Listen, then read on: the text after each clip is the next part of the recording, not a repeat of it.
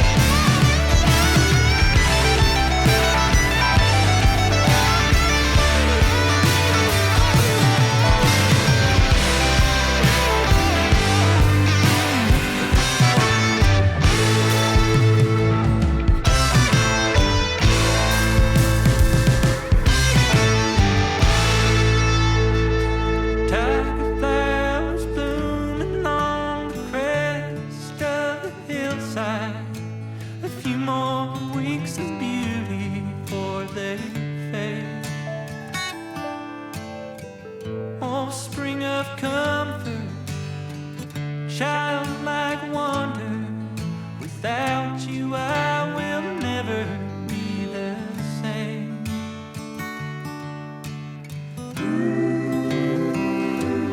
Won't you roll back my way? Visions of yes, anyhow, rolling back my way.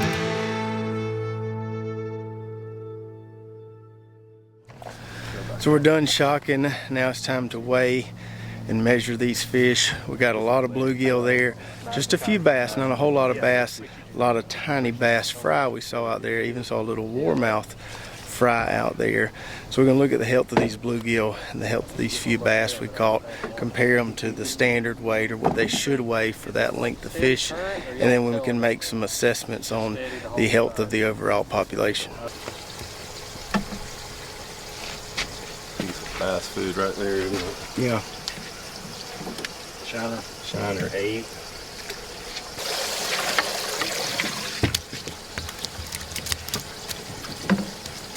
Perfect piece of food for that bass in there. Be all over that. Shiner 10.5.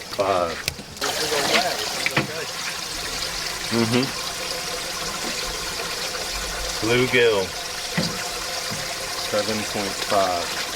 Bluegill 6.25. Bluegill 8.75. Shiner 11.25. Bluegill 8.75. It's got a decent little belly on it. Flat at the bottom. That might be roe. I've seen them starting, just cleaning bass, starting roe last weekend. 15-inch bass. 1.46. Oh, so what should he weigh? He should weigh 1.83. No good. He's in the 80th percentile? Yeah, he's a little weak one.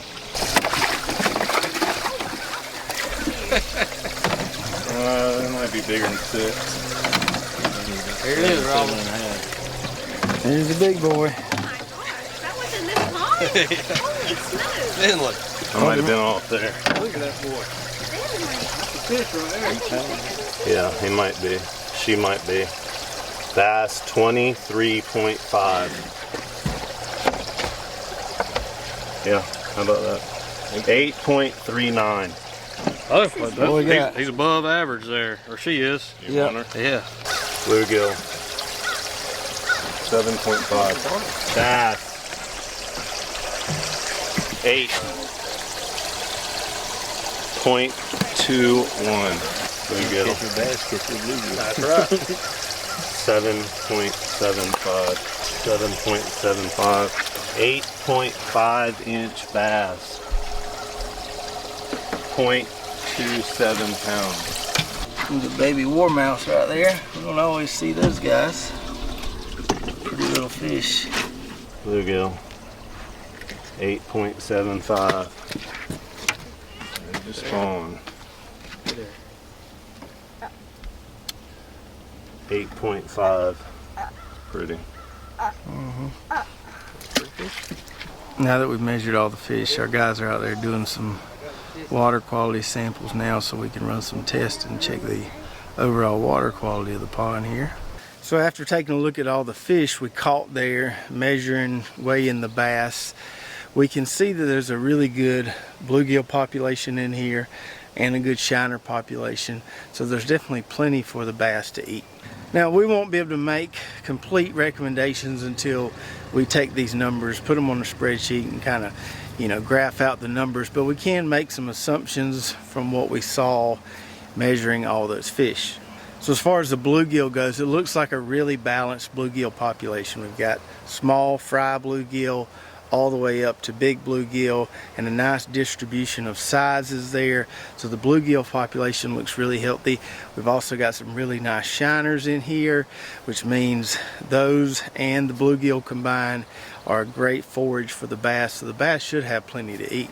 Now we didn't catch a ton of bass, but the big one we caught was about 8 pounds, and for that size fish, which was 23.5 inches long, the standard weight on that one is about a little over 7 pounds. So that one was an entire pound greater than its standard weight, which is a good sign. It means it's a nice big healthy fish.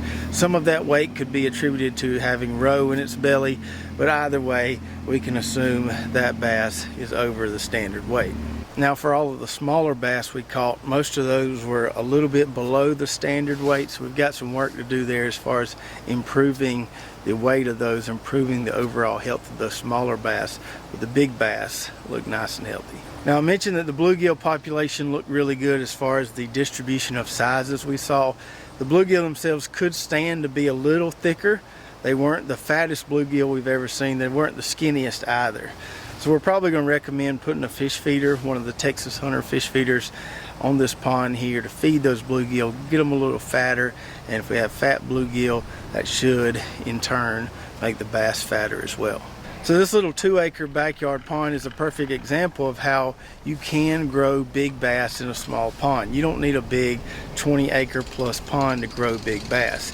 If you've got the population dynamics right, if you've got the forage there, the bluegill, the shiners, if you've got plenty for those bass to eat, they will grow to a nice size even in a small 2-acre pond like this. Now when we're doing an electrofishing sampling like we did today, we pretty much assume that we're only catching about 20% of the fish in the pond.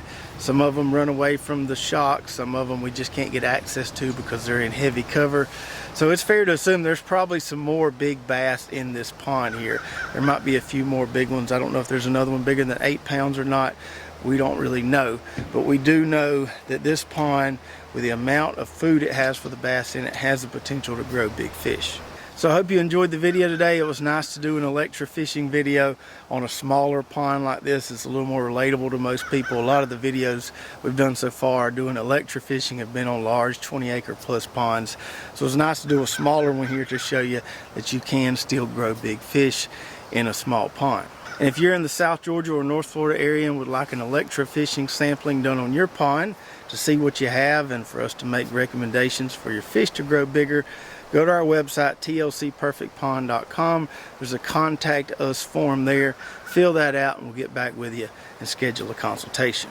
As always, don't forget to give us a big thumbs up if you did enjoy the video. Hit that subscribe button if you haven't already, and we'll see you next time right here on the TLC Perfect Pond channel. Yourself when you have all of the world inside all of